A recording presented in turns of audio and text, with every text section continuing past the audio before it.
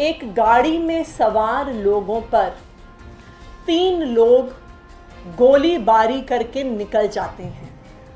वो मार्केट के बीचों बीच, सड़क के बीच में, जहां पे बहुत ट्रैफिक आ जा रहा था, ये 3 अनआइडेंटिफाइड लोग बंदूक लेकर आते हैं और उस गाड़ी में बैठे लोगों पर धुआंधार फायरिंग करते हैं।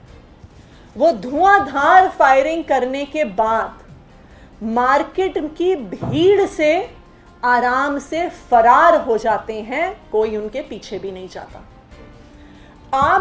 आज उस घटना को 15-20 घंटे से ज्यादा हो गए हैं, लेकिन अभी भी दिल्ली पुलिस एक भी व्यक्ति को जो सड़क के बीचों बीच, बाजार के बीचों बीच गोली चलाकर, धुआंधार गोलियां चलाकर चला जाता है, उस पर कोई भी कार्रवाई नहीं है, कोई भी एक्शन नहीं है।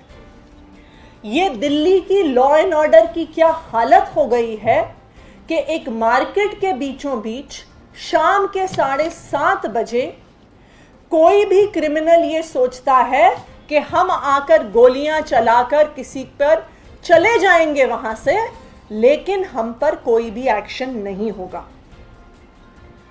आज किसी में दिल्ली पुलिस का कोई डर क्यों नहीं है?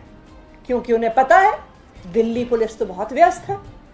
दिल्ली पुलिस की सारी फोर्स व्यस्त है भारतीय जनता पार्टी के गुंडों को बचाने के लिए। आप पिछले कुछ दिनों से देखिए, दिल्ली पुलिस ने इतनी फुर्ती दिखाई है। जब उन्हें तेजिंदर बग्गा जी को गैर कानूनी रूप से बचाना था, तब दिल्ली पुलिस की सारी फोर्स सड़क पर उतर जाती है। तब दिल्ली पुलिस की सारी फोर्स गाड़ियों में बैठकर जेम्स बॉन्ड की तरह कुरुक्षेत्र पहुंच जाती है भारतीय जनता पार्टी के गुंडों को बचाने के लिए। लेकिन दिल्ली के लोगों के खिलाफ खुलेआम क्राइम होते हैं, लेकिन दिल्ली पुलिस दिल्ली के आम इंसान को सिक्योरिटी नहीं दे पाती, क्योंकि उन्हें भारतीय जनता पार्टी के गुंडों को बचाने के बाद समय बचे तब तो वो दिल्ली के आम लोगों की सुरक्षा करें। और जो कल का वाकया हुआ है, ये कोई एक इकलौता वाकया नहीं है। आप पिछले 10 दिन के अखबार उठा के देखिए तो समझ में आ जाता है कि दिल्ली के लॉ एंड ऑर्डर की क्या स्थिति है। अभी 6 मई को ही नरेला इलाके में एक 15 साल की लड़की के साथ गैंग रेप हुआ। 27 अप्रैल को वसंत कुंज इलाके में एक 45 साल की महिला का मर्डर हो जाता है। 24 अप्रैल को नरेला के इलाके में एक मजदूर की जली हुई बॉडी मिलती है। 22 अप्रैल को एक महिला को अपने बच्चों के सामने चाकू लगा के मार दिया जाता है। 15 अप्रैल को एक महिला जो अपनी गुमशुदा बेटी को ढूंढ रही थी, उसका बलात्कार हो जाता है। 14 अप्रैल को एक 55 साल के आदमी की कमला मार्केट में खुलेआम चाकू मारकर हत्या हो जाती है। ये पिछले सिर्फ 15 दिन के न्यूज़पेपर से मैं दिल्ली की क्राइम की घटनाएं पढ़ के सुना रही हूं। अगर आप डेटा देखने जाइएगा तो ये पता चलेगा कि पूरे देश में जो सारी मेट्रो सिटीज हैं, उसमें सबसे ज्यादा क्राइम के केसेस दिल्ली में रिपोर्ट होते हैं। पूरे भारत में 19 मेट्रो सिटीज हैं, लेकिन उन 19 मेट्रो सिटीज में से सारे जो रेप केसेस आते हैं, उसमें से 40% रेप के केस सिर्फ दिल्ली से आते हैं। 25% मर्डर के केस सिर्फ दिल्ली से आते हैं। यहां तक कि 2021 में 5,500 से ज्यादा हीनस क्राइम्स दिल्ली में रिपोर्ट हुए, किसी भी मेट्रो सिटी से ज्यादा। ये है दिल्ली पुलिस का रिपोर्ट कार्ड। तो एक तरफ दिल्ली के आम आदमी के पास कोई सुरक्षा व्यवस्था नहीं है, दिल्ली के आम इंसान के साथ मर्डर होता है, रेप होता है, किडनैपिंग होती है, गोलियां चलती हैं, चक्कू चलते हैं।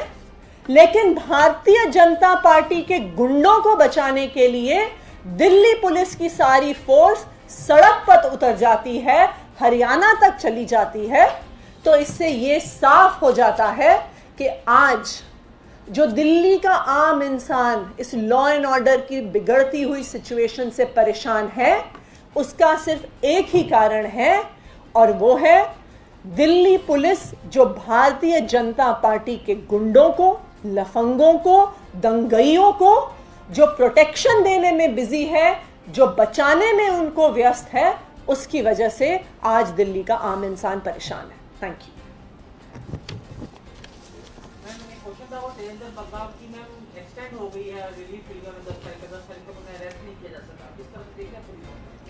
देखिए, तेजिंदर बग्गा जी को कोई रिलीफ नहीं मिला है। तेजिंदर बग्गा जी कोर्ट गए थे, जो उनके खिलाफ वारंट इशू हुआ है उस वारंट पे स्टे लेने के लिए।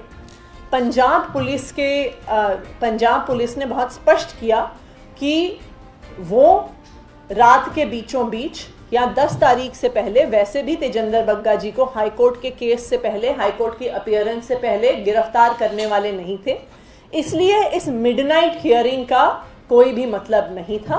तो ये पंजाब की पुलिस ने कहा है कि वो हाईकोर्ट की अगली हियरिंग से पहले तेजिंदर बग्गा जी को गिरफ्तार नहीं करेंगे, और हाईकोर्ट ने जो अरेस्ट वारंट है उस पर स्टे नहीं लगाई।